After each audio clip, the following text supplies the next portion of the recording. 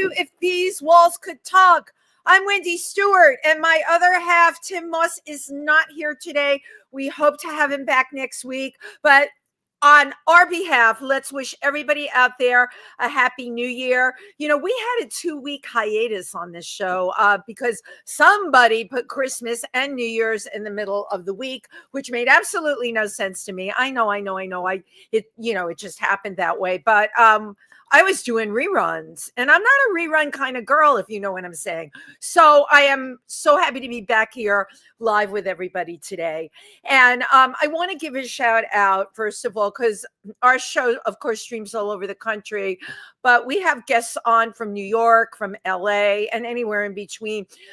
This is a shout out to our friends in LA, where we are keeping all of you in our prayers. It is just unthinkable, the amount of damage that's going on out there with these uncontrolled fires right now. And this is just a crazy world we're living in right now, which is why we like to bring all things good to you on If These Walls Could Talk.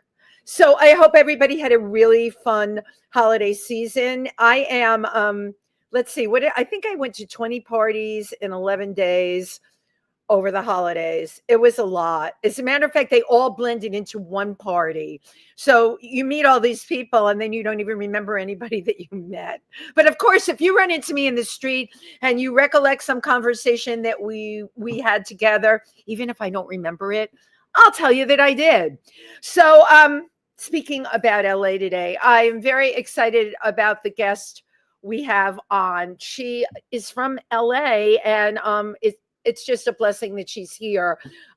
She is a documentary filmmaker, an award-winning documentary filmmaker. Her film is called No Country for Old People, and it's an expose of the last 6 months of her mother's life in, believe it or not, a 5-star nursing home. I always call the nursing home situation and aging the elephant in the room that all of us are dealing with, and nobody is talking about to the degree that it needs to be talked about. Well, our guest today made an amazing film about it. It's called No Country for Old People. Please welcome Susie Singer-Carter. Hello. Thank you. Thank you. Thank you for being here with everything going on. And I guess I should be thankful that the internet is working at all. 100%. It's like Armageddon in LA. Every corner of our city is like on fire. And we're having winds that we've never had before. Those are the Santa Ana winds, right? Yeah. Wow. Yeah. Crazy. And this is all about climate change, right?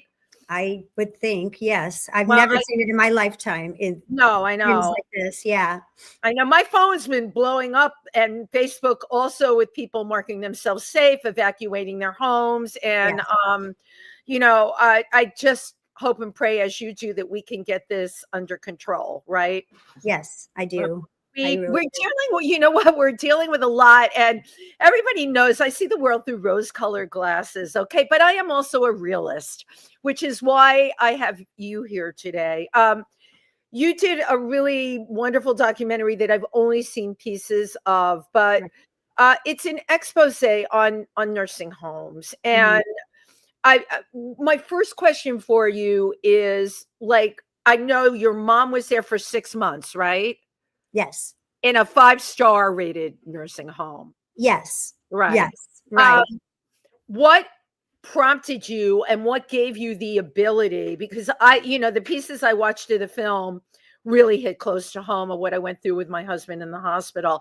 And it was very upsetting. How did you get past your own emotional and personal feelings, right, to create this film? Because you dug up a lot of stuff.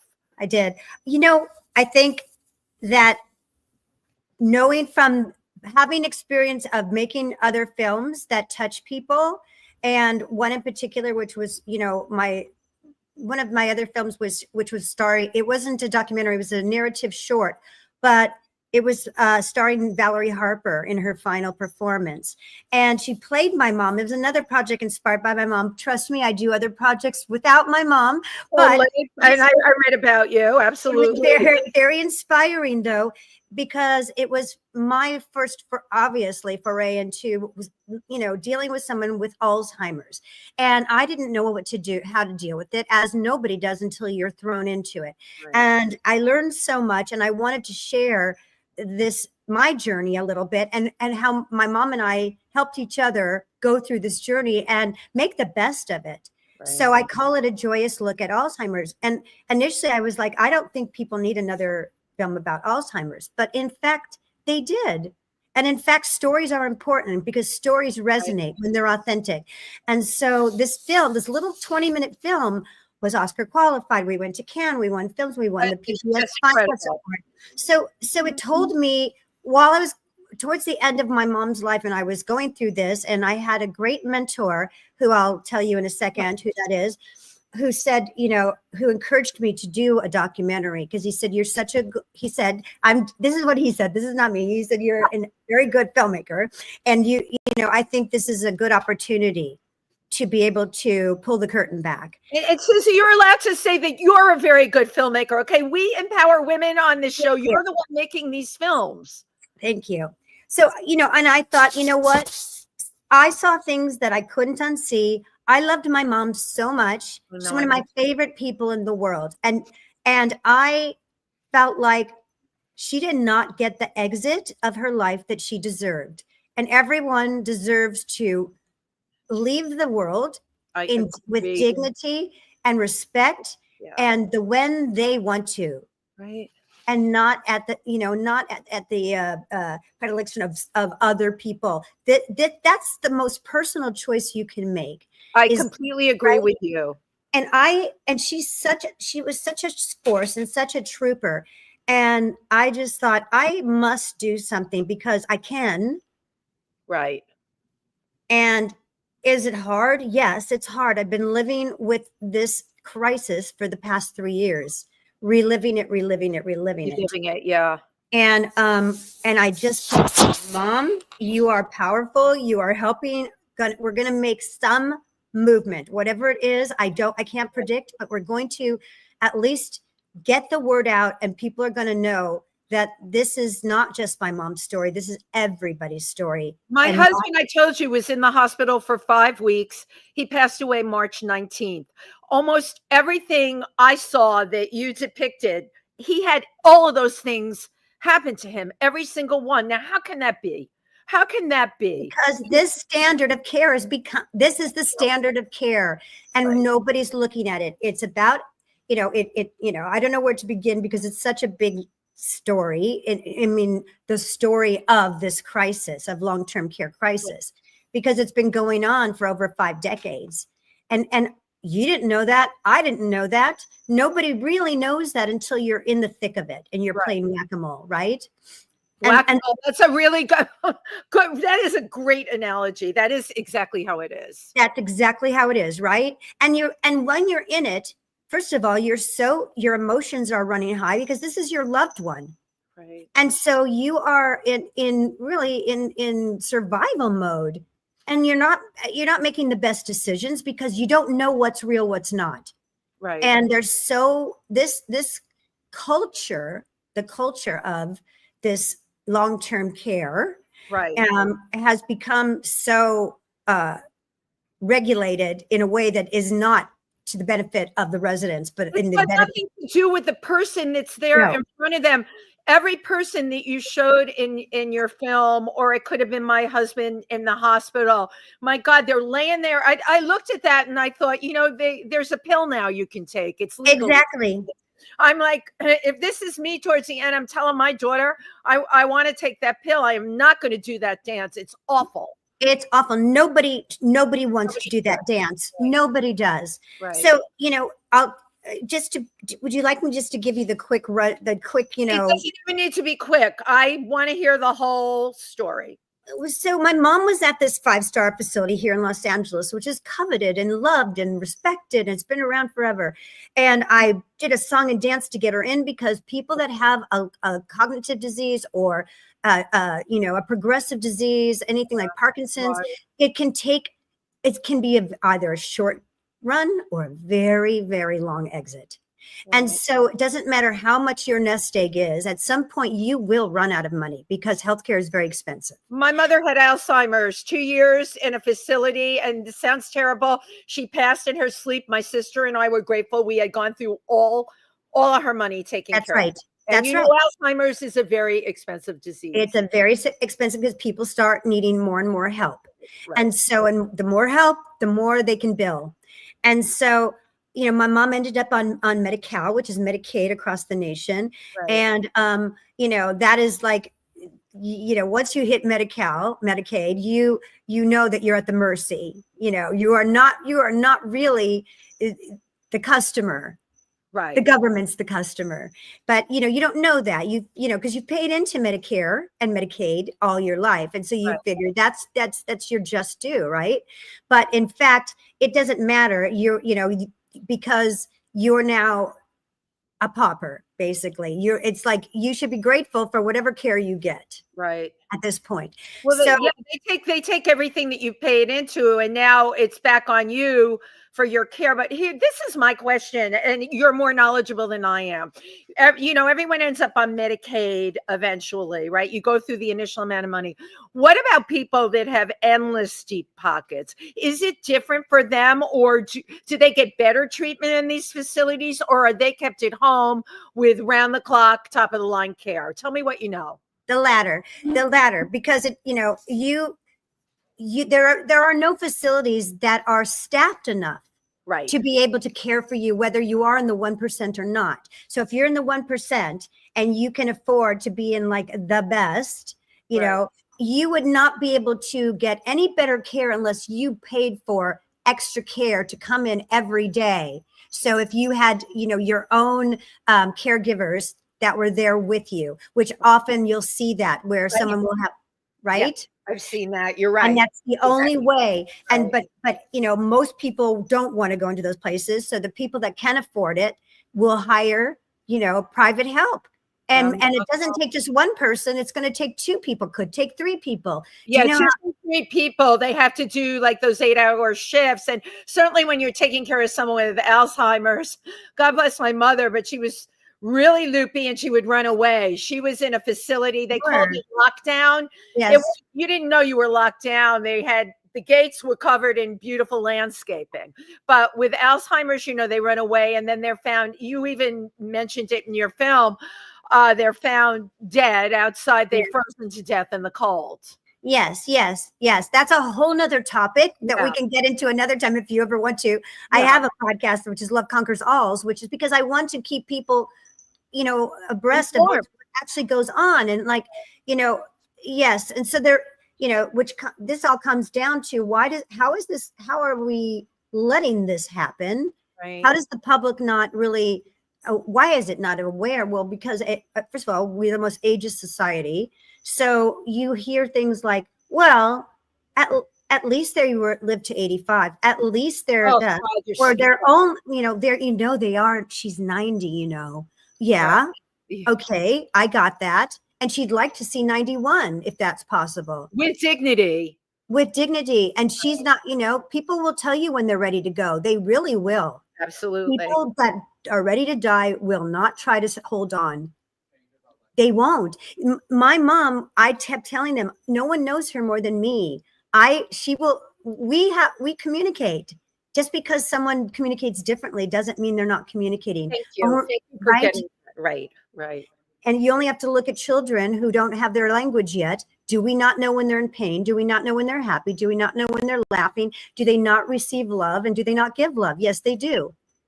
That's the basic. But we are focused on children as opposed to, pardon my French, a human being of a certain age that is left to lay like a slab in a bed because there's not enough people to take care of them, engage them, make it beautiful for them. Right.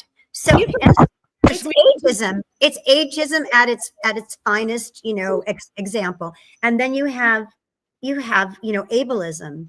So you have, there's a stigma against people with any cognitive disability. So even though people don't use the word, that, if somebody is senile anymore, that's what it's looked at. Of course. Like, that so their value as a human being goes way down. Diminished. Right. And so when you have ageism and ableism together, you have a deadly combination, because the bar for you has gone so far down that you are the last on the list. Right. And so why is Whoop, and I lost my guest. I hope she can get back on again there.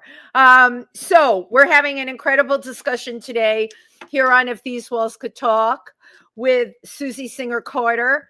Her documentary film is No Country for Old People. And there's things going. She's streaming from California, bless her heart, where it is total mayhem in the LA area because of the fires that are happening. So I'm hoping she can get back on the stream. Give her a few minutes, and we're going to talk a little bit more. I can speak a little bit about this topic too, about nursing homes in America. I think there she is. Okay, we can bring her back on. Yeah, there she is. I'm so sorry. I don't know what happened, but it's Fire City right now. So no, I explained that to our audience. It's fine. Susie, we have to go with the flow today, Absolutely. Thank you. So I think I was talking about the combination of ableism and ageism, yes. and why are we so understaffed, and why are we able to get away with this kind of system that has been in place for over 5 decades, 50 years. It hasn't changed. No, not changing. I mean, the point here, right? 50 years, and we can't do better than this. Oh, we can, but the problem is that nobody cares and no one's looking. Right. And it's become an industrial complex, financial. It's become a way to warehouse people and make good money. Billions of dollars. Right. So, one of the ways that the industry a long time ago was taken over by investors, private equity, right. Real estate investors who started taking over because there's so much money, and the money is constant because it's coming from the federal government, which is coming from, guess who? Us. Right out of our pocket. Right out of our pockets. So and no one's looking. CMS, which is the Centers for Medicare and Medicaid, are understaffed themselves, in particular in Medicare, Medicaid, right? So the federal government is like, well, that's old people. We'll put the minimum amount of staff in, because there are regulations. There are minimum staffing regulations. There are all kinds of regulations. They're not enforced. These are what you're saying is the things that we're being told are the truth are completely not true. It's a free for all. We're paying a lot of this care. I think my mother, by the time we were up to maybe, we had her upstate New York, it was like $9,000 a month there. Had I done New York City was $12,000. Exactly. So they completely drain the family dry, and then that's it. I don't understand, and maybe you can explain this to me and our audience, why there's no checks and balances, why there's no bills being passed. Why is this being allowed to happen? Because, basically there's a very strong nursing home lobby, and that lobby is said to be stronger than the pharmaceutical lobby. And It's under the radar because no one thinks about it. Again, ageism, ableism, right? So here they are. They've embedded themselves like lobbyists do in our federal government, in our decision-making, committees and coalitions and all those things where they're looked at for the answers. Should we pass this? Should we not pass it? And they're going to, always say no. And they're always going to lean towards what's going to make more profit for the people that are the owners. Right. And the owners are legally protected by our corporate structure. So there's no transparency. So corrupt. It's so corrupt. And one of our, I'm sure you saw him, Ernie Tosh, who's one of our really renowned, the elder care elder care lawyer. Yes, from Yeah, I Texas. saw him. He was very impressive. And he goes to Congress all the time, and he did forensic, dissection of the business model when one of his colleagues had a case on nursing homes, and Ernie had worked with, organized crime cases. He said, this looks just like organized crime. There's money laundering going on. This is crazy. And there's no transparency. So one of the biggest calls is for transparency, because we can't hold the real culprits accountable. Right. So, one of the basic things they do is understaff, because that's their largest. Exactly. And they'll say there's not enough money to understaff because the whole business model is set up to look like these facilities are in the red at all times. But it's a total and complete lie. My God. And you're right. It's stronger than the pharmaceutical companies. And yes. So just to back up, the reason why I was going to just say, I wanted to talk about a little bit Rick Moncastle, who is my partner on this as well. He's not a filmmaker. My other partner is Dawn Priest, who is a filmmaker. I saw Rick when he was depicted by Peter Sarsgaard in Hulu's miniseries Dopesick. And that was with Michael Keaton. Yes. And so Rick was the main prosecutor who went after the Sackler family for OxyContin and the Purdue Pharma. And the last episode of that series, his partner comes and says, okay, we've got our next case, and it's another pharmaceutical, and it's Abbott Labs who've been off marketing Depakote to nursing homes, which is a drug that's not it's for epileptics. And, but when used for older people, it's basically chemical tethering. It's restraining through chemicals. My mom was a victim of that. And that's what put my mom, who only had Alzheimer's, she was completely healthy, in a wheelchair for the rest of her life and incontinent for the last 8 years of her life. I didn't know anything about Depakote, and that it's what's called a black label drug, especially for elder women with Alzheimer's. Black label meaning you can die from it, meaning you should not be on it. And off label because it's for epileptics, and now they're using it so just explain, it restrains the person, chemically restraining them. So like for instance, your mom, you said she was a wanderer. Yeah. So they very likely, had she stayed alive, eventually you would find your mom, very, very sleepy all the time. She might be sitting in a chair. I've heard about this. Right. And if you've ever walked into any memory care unit, you're going to see a lot of zombies like this. Yeah. And they're not doing anything because they are chemically restraining them with chemicals. Awful. Right. And there's all kinds of reasons why they can make excuses to do it. But it actually, if they were staffed properly, you wouldn't need to do that.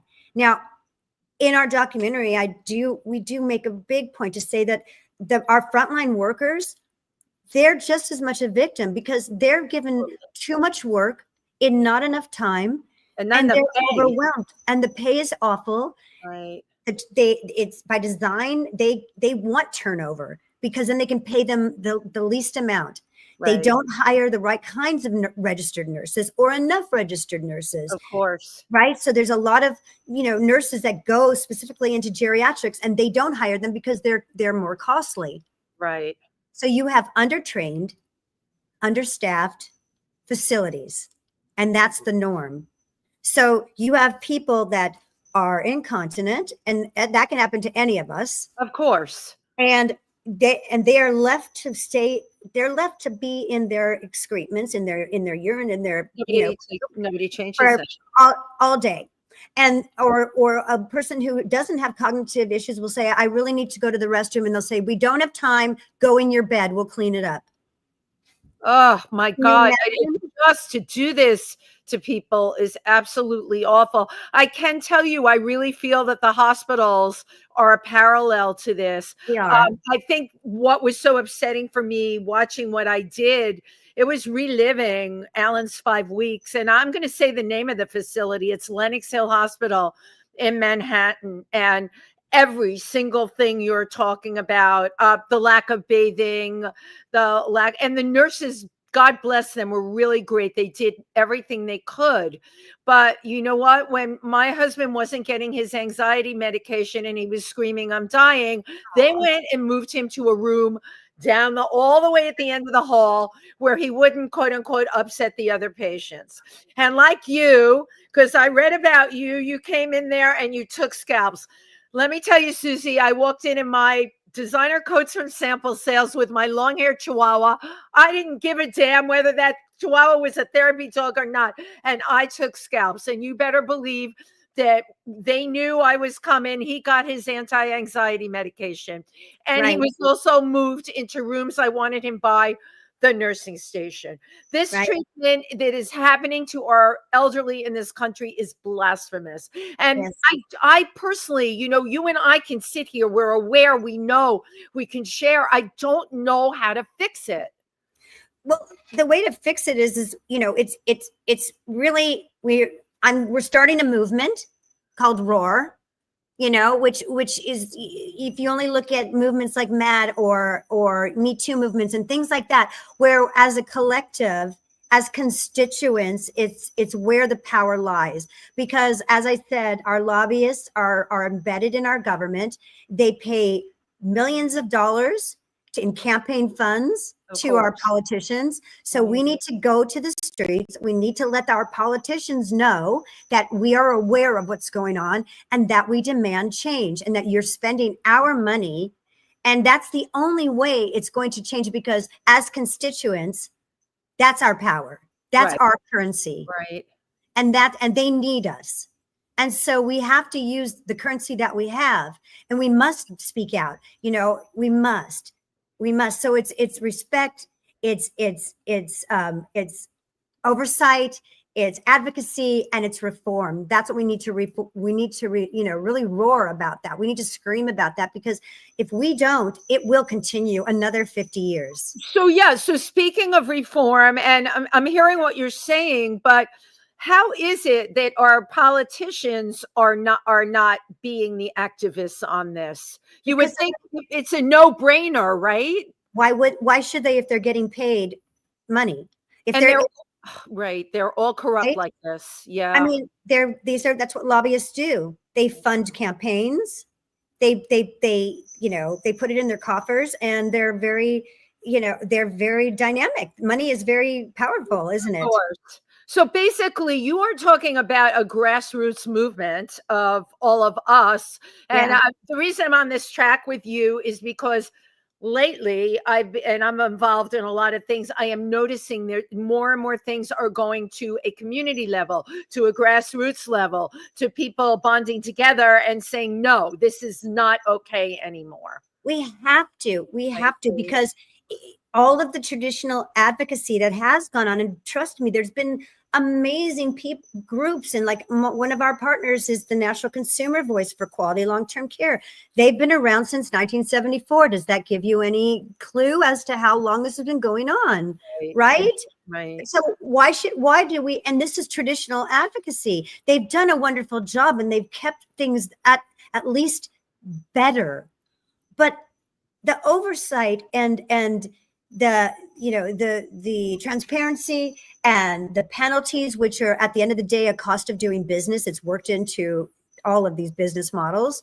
It's not enough to make any changes when people are making billions of dollars. Right. They're making billions of dollars. So if they're fined, if they're fined $1 million, it doesn't matter. It's nothing. $1 million is like $100 to them. It is what I call chump change. You're absolutely it's chump change, right?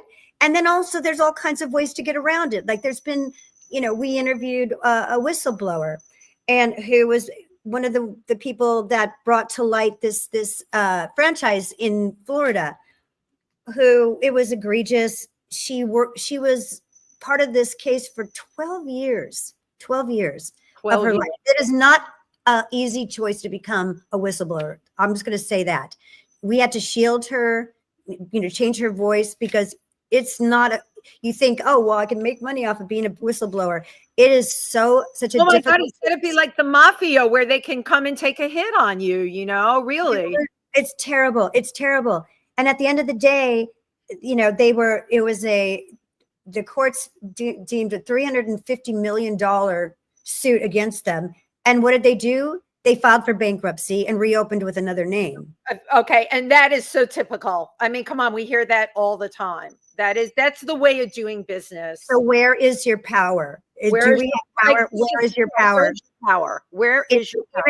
Even as a person in the community like me, with my mom or your husband, say, what's our recourse? So can you take them to court? Yeah, you can take them to court, but every state has a cap. Right. And the value of an elder person who's not working, it's all, you're valued by the amount of money that you are making, really. Right. So that value goes way down, even if it's murder, neglectful murder. There's still a cap on these things. So lawyers are far and few between for you to even accept a case, because they have to be sure that they're going to at least make the money of the time that they put into it, right? And it's a lot of time they have to put into it. And I, for one, know everything you're saying is the God's honest truth. But what we have as recourse as activists, as voices, this conversation, we are nationwide on platforms, okay? People are hearing this. I think we need to have exactly what you said, a groundswell, okay, of people with elderly partners and elderly parents in this country, which is a huge amount of people. Come on. And may I add that it's not only elderly. Of course, they are the larger, right, the population of residents who are neglected and abused. But there's also people in long-term care that are young, that need long-term care, and they are no less neglected, and maybe even more, because they are vocal. Right. So there's a very, very real, occurrence that happens, which is retaliation. So when you and I go in to get scalps, we have to be very careful how we do it, because we can be retaliated against, which means when we walk out of there and go home, they're going to go, don't go in Norma's room. Her daughter's a Yeah, they can totally do that. You're absolutely right. So we walk a fine line, because we are in debt. We need them. Right. And they know that. Especially in a case, your mom was there for 6 months. That is a long time. Like when they wouldn't give my mom food, as you saw, and water, and because it was easier for them because they're understaffed. So they gave her a feeding tube and put her on NPO, which means nothing by mouth. Well, nobody, if you are not in a coma, nothing by mouth is torture. And my husband went through that for one day of 12 hours. Some genius doctor had decided, we're worried about him choking. We're not giving it. I walked in that room. He was livid. And I said to the doctor, I don't care if he chokes. You get a nurse in here to make sure he's getting what he needs. And I'm going to sit here while she feeds him and while she gives him water. And the turnaround was in 15 minutes. And that doctor. You are lucky, because I fought for that for the 6 months. And that's why I ended up having to go every day, and all they would let me do. Right. Otherwise they would say to me, you can take her home. We know it stresses you out. And they know you can't take her home, because now her acuity is so high that you can't take her home. Right. You can't take her. Yes. And so they never did a proper swallow assessment. They just said she was aspirating. My mother, as you saw, her mouth was filling up with gunk that was more dangerous than if she would aspirate. I completely agree. And they use the aspirating thing. That's a damn excuse that they're going to ask you. Oh my God. I wish I had known you. This was recent for me. I wish I had known you when I was going through this. Susie, you know what I want to do now? I want to show just a little piece of a clip from the Absolutely. Can I just say one thing before, because I know because there's so much to talk about. I just want to say that Rick Moncastle, the reason why he's my partner is because I had him on my podcast, and he was the first one to tell me that I was dealing with a systemic crisis, because he prosecuted nursing homes for over 2 decades and never saw any change. And that's why. Right. And it is a systemic crisis. And you know what? Bless him for the work he's done and is doing, He is the best. Yeah, the best. All right. We're ready to roll with the film.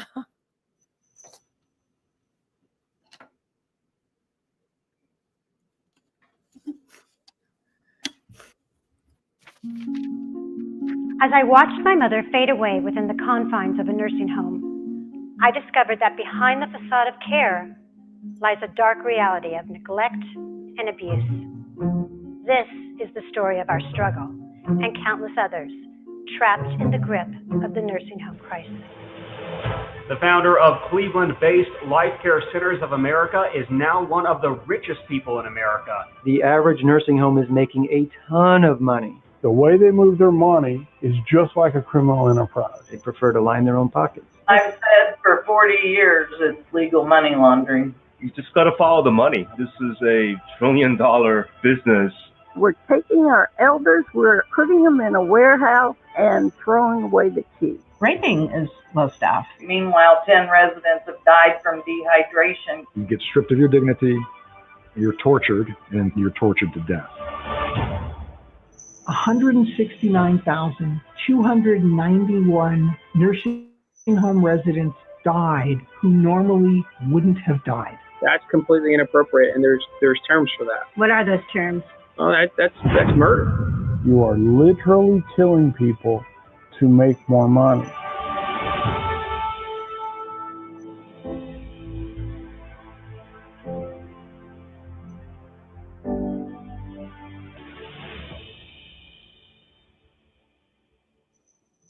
It's very clear our love is here to stay, not for a year, but ever and a day.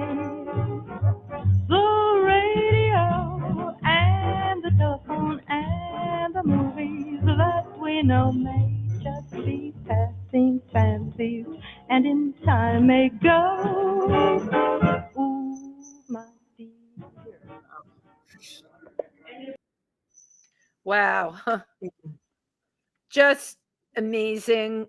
I wanted to leave that in because that's what we're talking about here. We're talking about a person. This person is your mother.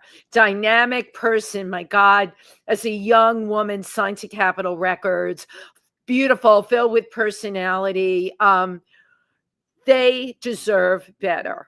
Our seniors deserve better. Our most vulnerable deserve better. Right. As a human race. Let's go down to basics. What are we talking about here? You know, we're all born, we all live, and we all die. And this is all we know right now. And that is our duty. It's like Ron Kim, you know, who the assemblyman from New York says, it's our duty to do this.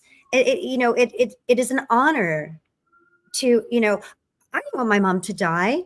But when she died, and I stood by her side the whole time, and it was an honor, and I didn't realize what an honor it is, and it's sacred. And I told my mom, "You taught me how to live, and now you're teaching me how to die." And I can't. What is more important than that?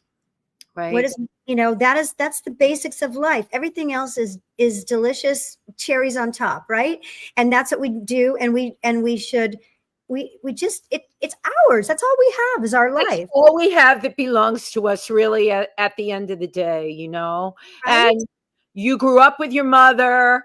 You saw her through really to the end. And as I said about my husband, as he was transitioning out, I was there. The transition out, which a lot of people don't realize that there actually is a transition. Yes, that's a whole other topic that you and I could explore, but yeah, this situation that we're talking about, you probably have more knowledge than I do, because I know you had to do a lot of backstory to make this film.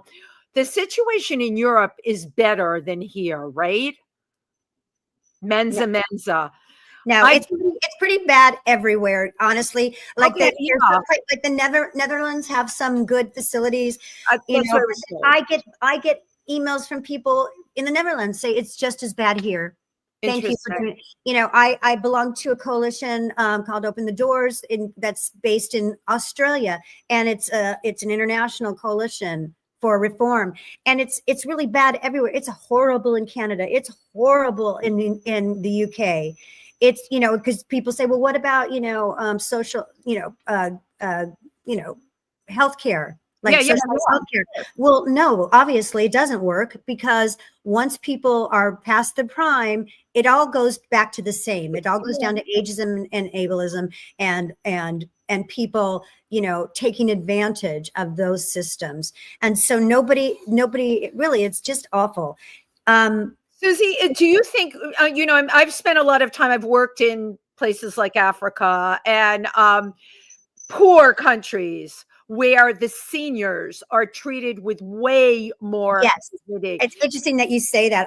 Every time I get into an Uber now, I talk to the drivers if they're from another country. I do that all the time, right? I'm like, Africa. Well, I speak Yoruba.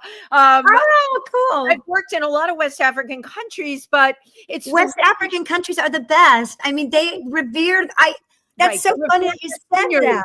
Yes. There's nothing higher than the elder in the village. And like, we don't put, because I told him what I was doing. I happened to be going to a big conference.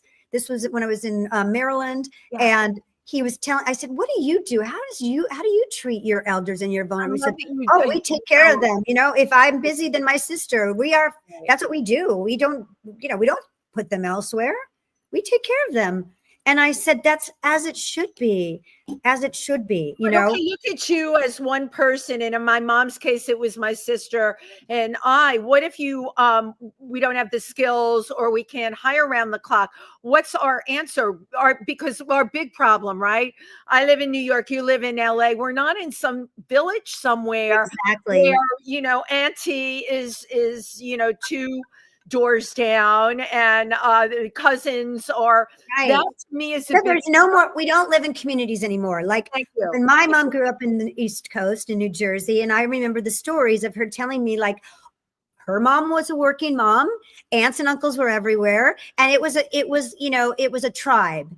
Even though it was in Africa, but it was a tribe. Like my mom would go to her aunts, right? And so we don't have that. We're a very individualized country. Individualized, right? That is right? The way to put it. And so we've lost community, and so we rely on these they're not institutions, but they are. We rely on these facilities to care for our loved ones, but they are in fact not doing that.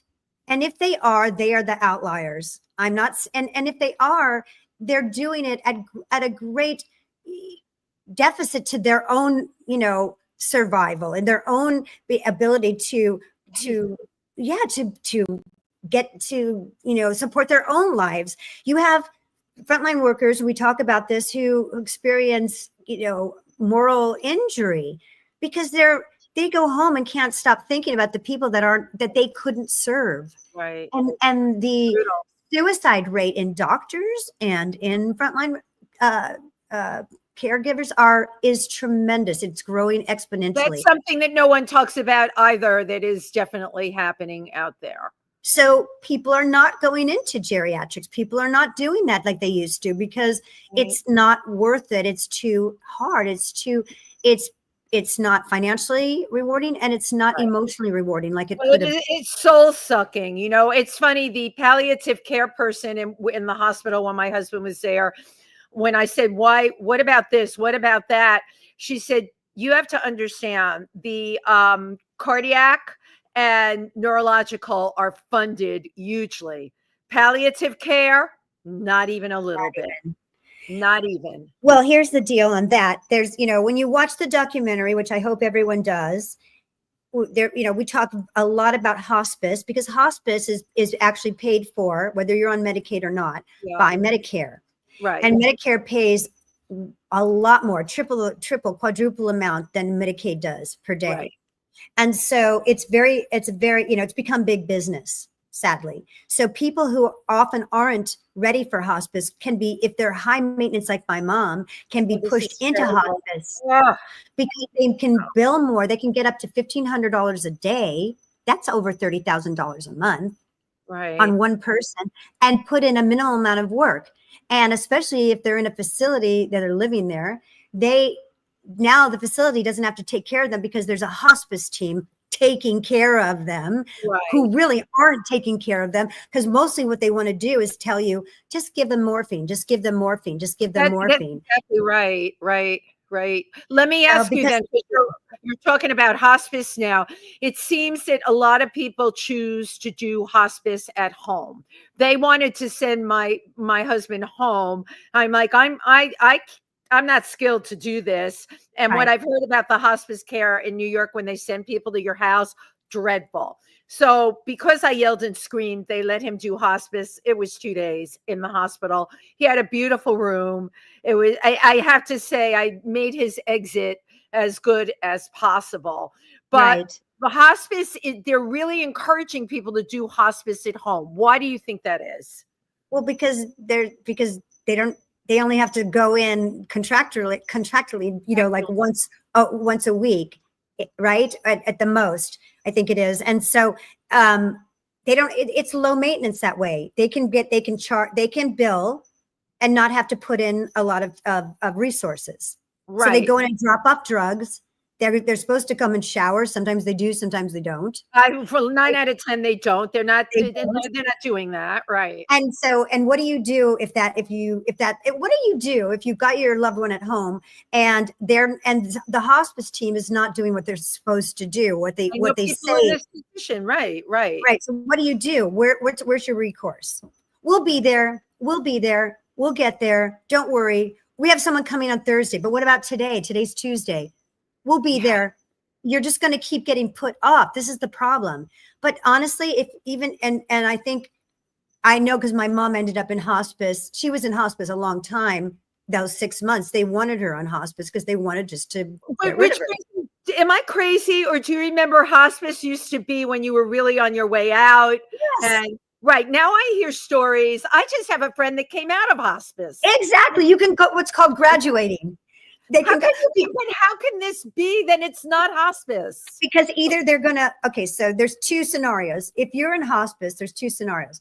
The things that you can bill for, that you like some kinds of therapies that you can bill for in hospice are lucrative. So if someone is going to live a long time but needs those therapies, they're going to push them into hospice because they can bill. And then the people that are high maintenance and are costing them more resources, meaning manpower, they're going to push into hospice and then just give them and just chemically restrain them. Just basically, it's like what Ernie says. It's slow motion euthanasia. Oh, and can I just say to your audience, I might sound very jaded right now. I'm not. I was such a Pollyanna. I went in there every day thinking today's going to be different. This is not really happening the way I think it is. I was not going in there expecting bad things. Every day that I went in there, getting back to whack-a-mole, something else horrible was happening. And I mean, egregiously horrible, that I would be calling my friends going, I'm afraid to say this, but people are going to think I'm cuckoo. Right. They're going to think I've lost it. My experience exactly the same as yours, right? The exact same thing. So if we're here, and by the way, I see the world with rose-colored glasses, and I'm Pollyanna. But you know what? It's like when we have to defend the people we love, man, we better turn into Mama Bear immediately. Yes. Okay, and I became Mama to my mom. I did. Right. I loved her so much, and I was like, how? I mean, honestly, if this doesn't communicate what's going on, the last time she was put into the hospital, six visits to the hospital. You had, right, when you said six visits, and they would let her out and then be bringing her back for the same thing. I mean, it's just not crazy. It was crazy. The night nurse, who was the only one that was very open with me, and when she came back after the 5th visit, it was at night because she was the night nurse. And, my mom was a singer, as you said, and we saw, and I would go and like sing every song. I put on the music and we'd sing. And like, she would always tell me, she was from Romania and we're Romanian. And she was like, oh my God, every night it's like a concert. She just loved it so much. And, and mostly I put my mom's recordings on a lot of times because amazing, just to humanize her. But people would say, who's singing? That's amazing. I go, that woman in bed, that person in that bed, right? And then they'd go, oh my God, I didn't know. Well, you didn't know because you didn't ask. Not that it's your fault. You don't have time to ask, but you should have time to ask, right? You should know your patient. So she said to me, I had to take my mom back in the hospital. And she said, listen, if you've been a great daughter, you're amazing. I hope my daughter never has to go through what you went through. And she said, if your mom is sick again, like, please don't bring her back. We can't take care of her. Wow. We won't.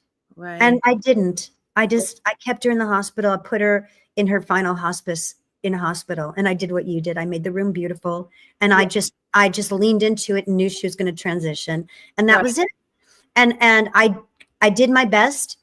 I every day, 6 months. I mean, I stopped working. I went there. I ended up moving into my brother-in-law's house, who lived closer to the facility. So I didn't have to travel the LA traffic every day. It was like an hour and a half one way, an hour and a half the other. And I just thought, if I didn't get there to let her suck on a wet sponge, she would not have any. I saw, right, because that keeps their mouth lubricated. We had to do that too. God, you are one very strong person, I have to tell you. And the best all of us can do now is pay it forward.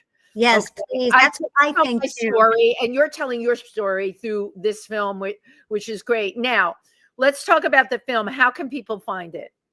So what we're going to do is turn it. It's going to go into streamers. It'll be on streamers, and it'll be a 3-part limited docu-series, because there's so much information that people need to know, and we break it into, we organized it very well. It's categories, like I talked about, retaliation and the gaslighting and the business model and follow the money and all those things. And we end up with, how can we change it? Right. So we really answer 4 questions. What happens? How does it happen? Why does it happen? And then how can we fix it? Right. So, because I didn't want to leave people hanging going, well, okay, now I want to just kill myself because everything's horrible. No, you have to listen. You have to, and I do this all the time. I will always offer a solution. That's why I asked you, so what is our answer, right? Right. We can talk about everything we see or experience. Now what's the answer? Because I'm very results driven. There has to be an answer to this. We have to. And so we just signed with our distribution company. And so we're very happy about that, because congratulations. And we just won the Anthem Award, the Gold Anthem Award.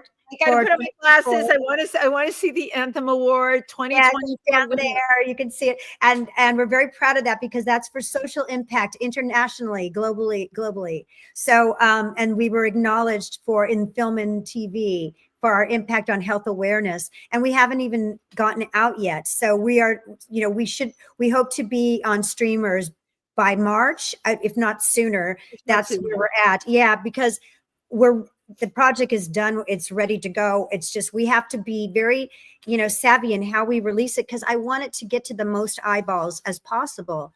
Okay. So you said that. All right. So, my God, tons of us watch Netflix. It's incredible. The document. I turn on Netflix and there's a documentary called Mountain Queen. It's about this woman that summited Everest 10 times. It turns out I know her. I'm a member of the Explorers Club. We had drinks at the bar one night, and she told me she was from Nepal. She said she was a mountain climber. Neglected to mention anything. She was more interested in the fact that I work in the entertainment industry. I tell you this story, Susie, and I mention Netflix because it is, everybody watches it now. Right. The programming has really gotten excellent. And all you got to do is go like this with your remote, and it's there. 100%. I'm agreeing with you. That's our first choice. I'm going to pray for you, because this is first choice. Right. And I feel good. That's why the awards, when I'm pointing out the awards, that's why it's so important to have these awards, because, that amplifies our message. It gives us, it legitimizes it. It takes a hard topic and says, oh, well, maybe it's okay. Maybe, because people want to do la, la, la. I get it. We want to go la, la, la. We're never going to die. La, la, la. My mom and I were like, listen, that's for other people. We're not dying. We would make jokes about it, It's not fun. It's not sexy. but it's Right, real. it's not fun or sexy to die. But it's real, guys. And it's Thank real. you. And guess what? I am such a better person for everything I've gone through. Yeah. That, and I'm not saying I wouldn't trade this last 6 months. I would 100%. But going through my mom's Alzheimer's and going through this journey has broadened who I am and made me such a better person. And I think that we all have room to be better people, and that we can be better people by just acknowledging truth and not being afraid of it. I know it's hard because nobody wants to die. Nobody wants to suffer, but we can make it better. We can make it better. I completely agree with you on that. Okay. But I'm going to now throw another, Bring it on. Let's talk about COVID, because in the 50 years that we talked about poor nursing home care, right? We had flu epidemics or whatever. COVID was a big game changer. In your estimation, like with everything you and I have discussed, where is COVID fitting into that? The fact that up here in New York, Governor Cuomo shut down the nursing homes and literally all those people got murdered. There was no accountability. You're talking about people coming to terms with death, right? We're all going to die. You're absolutely right. People are not even dealing with the fact that we had COVID and so many people died. Like, gosh. I went into people that I was at a dinner the other night. Two of the women, oh yeah, my partner died of COVID. It was like, well, gee, I'm now sitting in a room with people that lost people. We're not dealing with this. There's no 800 number that says, are you damaged because you lost your parent, your partner, your loved one from COVID? There's nothing. And this to me is as huge as the nursing home thing and completely overlaps with the nursing home thing. It overlaps. It is the thing that pulled the curtain back for most of us. Any of us that is advocating now is advocating harder than ever because of COVID, because COVID is really revealed what was already there, right? And the reason it did that, it was because you had frontline workers who were getting sick and were having to be quarantined. So you had these understaffed facilities, which was 99% of them, understaffed, being completely devastated with nobody there doing the work. So what did they do? They isolated people in their rooms under the auspices of quarantining them or keeping them safe. So they didn't let them see their family. My friend Bill worked in one of those homes. Bill had 7 patients, 7 that died in his arms. He was type O and he was one of the people that never got COVID. So he worked through the whole epidemic, and he would call me up like what did this do to him? You know, it's devastating. And I remember I didn't get to Zoom. They only had us Zooming, and Zooming with someone with Alzheimer's is ridiculous. I know, really. Right? And I made almost like family friends with the CNA, the certified nursing assistant, who was helping us set up the Zoom only once a week, and it didn't start until about 8 weeks after COVID started. And I'd say, how are you doing? She'd say, Susie, it's crazy in here. It's crazy. And I'd say, and then I started noticing our weekly appointments for the Zoom were at 3 p.m. My mom's in bed. Well, she wasn't bedridden. Why is mom in bed and not dressed? There's nobody to take care of her. To take care of her. So in the opening of the clip that you showed, one of our doctors and specialists, experts, Michael Wasserman, says, there was 169, 281 people that died from. That was the number. Right. Well, it actually is more than that, in which I bring up in the documentary. It was 200,000 residents died during COVID in the first 6 weeks that didn't die of COVID. They died of isolation, of neglect and abuse and failure to thrive, and died before their time, as he said. And that, if you just stop and think about that number, 200,000 people, how many people died in 9/11? Right. Yeah. Right. Right. 200,000 souls. Right. And I asked this hard question. I say, Michael, 200,000 How many souls. died alone? He said. That was my next thing to you. 9/11 was such a tragedy. It happened, boom, just like that. They died alone. Right. Or seeing family on their iPad. My God. But even at that time, they couldn't even see. They couldn't even see that. They died alone. They died alone. Right. Before their time. And any kind of, attention on it from our government was performative at best. I don't think there was any kind of attention on it. To me, this is just, and it continues to be swept under the rug. Right. There's a group go that way. There's a group called the Essential Caregivers Coalition, which has been fighting and has been presenting a bill for the past 2 years to allow essential caregivers in during the next disaster, because no one was allowed to have an essential caregiver in, because no one, listen, that was part of the reason why everything went to hell, was because family members were picking up a lot of slack. But when we couldn't go in, right, I know. They had nobody. So, and they were saying, no, we can't let family members in because of, the PPE. Well, one of our other doctors, he's a professor at UCSF, he was saying, we could have let family members in. We could have taught them PPE. They just didn't want to pay for it and take the time to teach them. God. So we were kept out.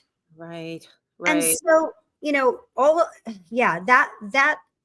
all of that happened during COVID. So that's what, and I have to say that I would not have known this or even dug deeper if it wasn't for COVID.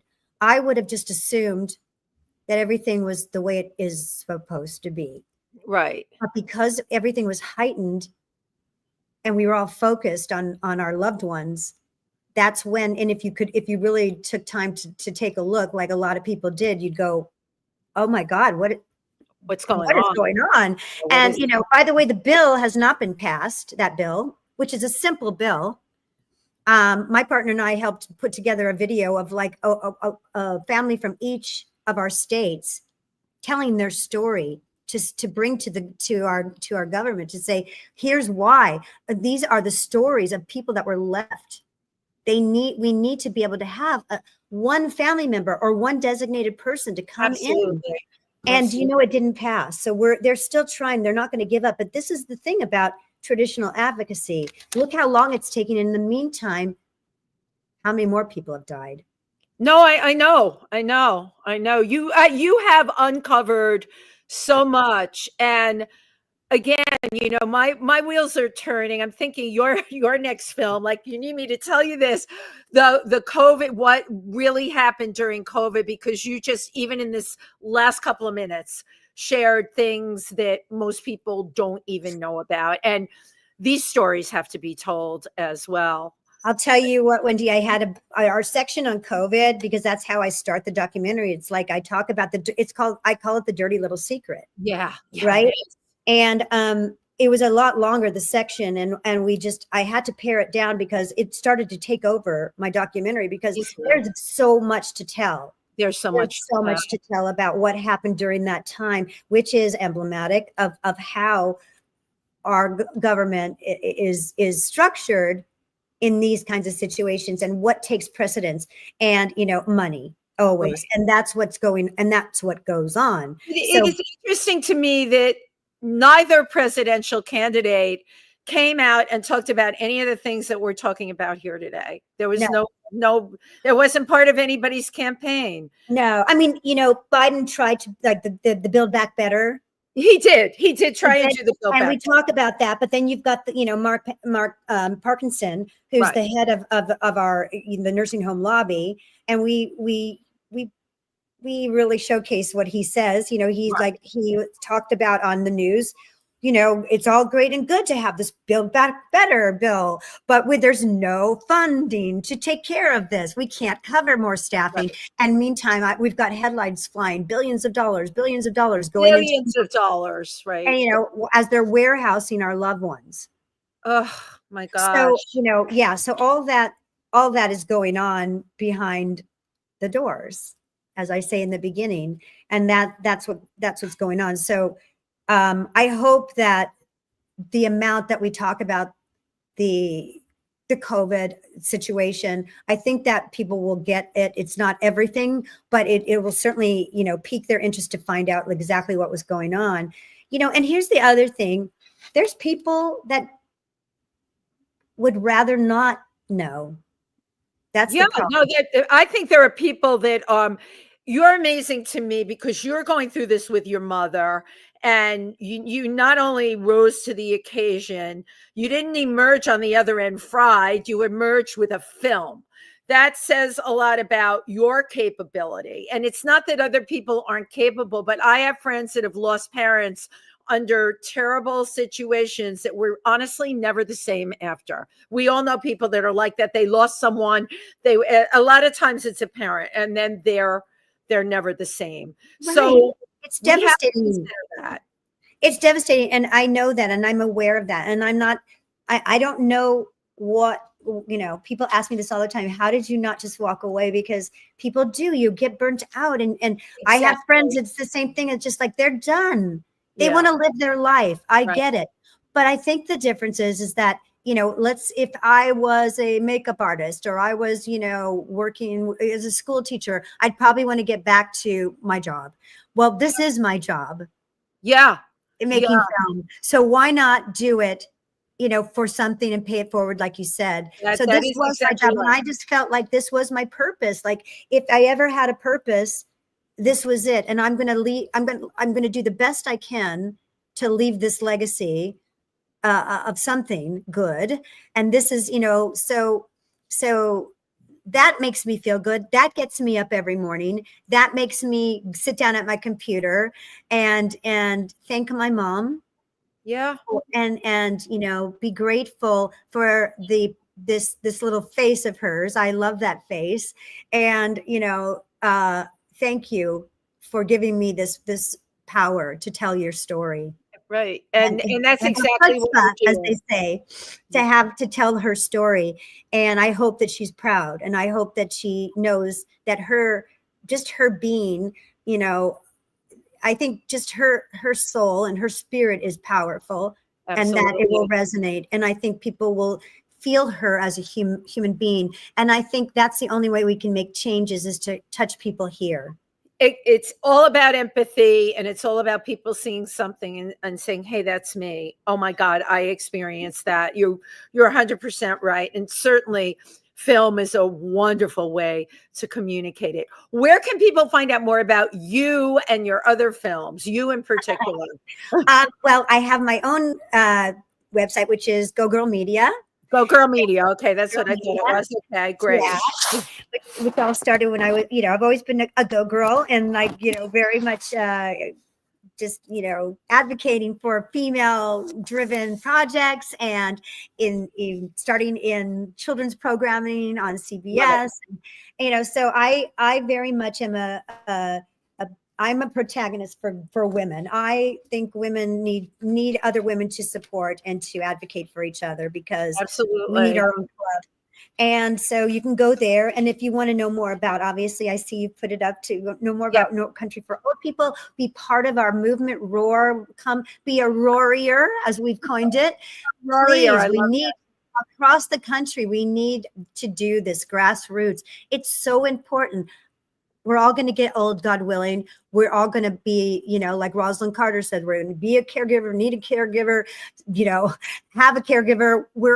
Caregiving is part of our lives. Thank you. And you know what? We're all going to have somebody that we're going to be faced with this situation someday. So yeah, absolutely. I actually speak on all of this stuff. So if you hit New York and you put a panel together, I put panels together of things like this.